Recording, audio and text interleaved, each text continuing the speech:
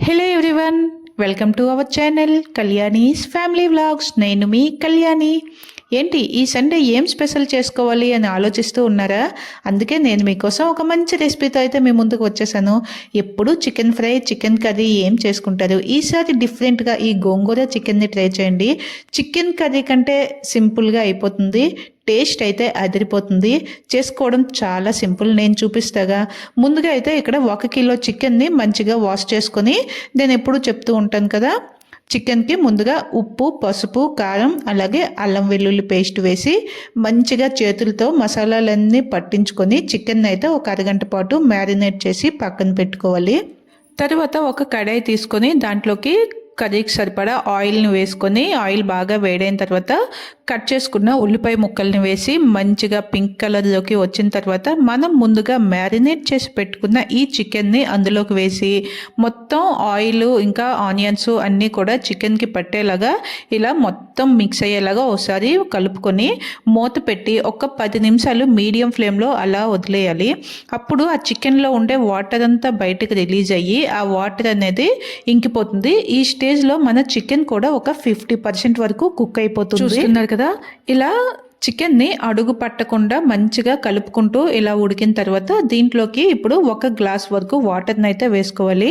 Water వేసుకున్న తర్వాత దీంట్లో మన స్పైస్ అంటే జీరా పొడి, ధనియా పొడి అలాగే కొంచెం అంత చికెన్ మసాలా వేసుకొని మంచిగా మిక్స్ చేసుకొని మూత పెట్టేసి మరొక 10 నిమిషాలు హై ఫ్లేమ్లో కుక్ చేసుకుంటే చికెన్ అనేది 90% వరకు కుక్ అయిపోతుంది అనమాట. ఏంటి గోంగూర చికెన్ అని చెప్పి ఓన్లీ చికెన్ కర్రీనే చూపిస్తుంది అనుకుంటున్నారా? అక్కడికే వస్తున్నా. ఇక్కడ గోంగూర అంటే నేను గోంగూర అంటే ఎప్పుడు రెగ్యులర్గా దొరకదు కదా, ఎప్పుడైతే గోంగూర దొరుకుతుందో ఆ టైంలో తీసుకొని వచ్చి గోంగూరని మంచిగా ఏరుకున్న తర్వాత దానిని వాష్ చేసి బాయిల్ చేసుకొని కొంచెం ఉప్పు వేసి గోంగూర ఉడికించుకుంటాం కదా, ఉడికించి ఇలా పేస్ట్ చేసుకొని ఫ్రిడ్జ్లో పెట్టేసుకుంటాను. ఇదైతే మనకి 1 మంత్ వరకు కూడా చాలా బాగా ఉంటుంది, అస్సలు పాడవదు అనమాట. మనం ఎప్పుడు ఏం చేసుకోవాలన్నా ఈ గోంగూరతో ప్రిపేర్ చేసుకుంటే అయిపోతుంది. ఉడికించి అలా పెట్టుకోవచ్చు. ఇక్కడ నేనైతే మిక్సీ పట్టేసి ఇలా బాక్స్లో స్టోర్ చేసి పెట్టుకుంటాను అనమాట. ఇప్పుడు ఈ చికెన్ అనేది చూసారు కదా, 10 మినిట్స్ తర్వాత ఇలా ఒక 90% వరకు కుక్ అయిపోతుంది కదా.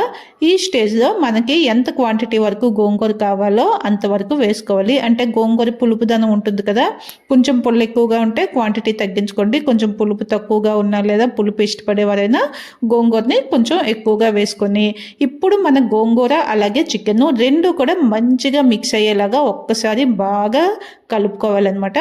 ఈ స్టేజ్లో ఉప్పు, కారాలు అన్నీ మళ్ళీ చెక్ చేసుకోవాలి, ఎందుకంటే మనం గోంగూర యాడ్ చేసాం కదా. ఇప్పుడు నేను కూడా దీనికి సరిపడా కారము అలాగే కొంచెం అంత ఉప్పు వేసి మరోసారి మంచిగా మిక్స్ చేసుకొని గోంగూర వేసిన తర్వాత అస్సలు మళ్ళీ వాటర్ అనేది యాడ్ చేయొద్దు, ఆ చికెన్లో ఉండే వాటరే సరిపోతుంది. ఇప్పుడు దీనిని మంచిగా మిక్స్ చేసుకున్న తర్వాత మూత పెట్టేసి ఒక జస్ట్ 10 నిమిషాల పాటు మీడియం ఫ్లేమ్లో అలా వదిలేసామంటే 10 నిమిషాల తర్వాత మూత తీసి చూసేసరికి మీకే అర్థమైపోతుంది ఆ కలరు, టేస్ట్ ఎంత పర్ఫెక్ట్గా ఎంత బాగా వస్తుందో మీరే చూడండి. దీన్ని అప్పుడే చేసుకున్న రోటీస్తో కానీ వేడి వేడి అన్నంలో కానీ ఎలా తిన్న టేస్ట్లో మాత్రం నాది గ్యారంటీ. ఒక్కసారి ఇలా ట్రై చేయండి. చూసారా, మనం ఎటువంటి మసాలా పేస్ట్లు కానీ ఎక్కువ టైం తీసుకునే ప్రాసెస్ కానీ ఏమీ లేదు, ఎంత సింపుల్గా అయిపోయిందో.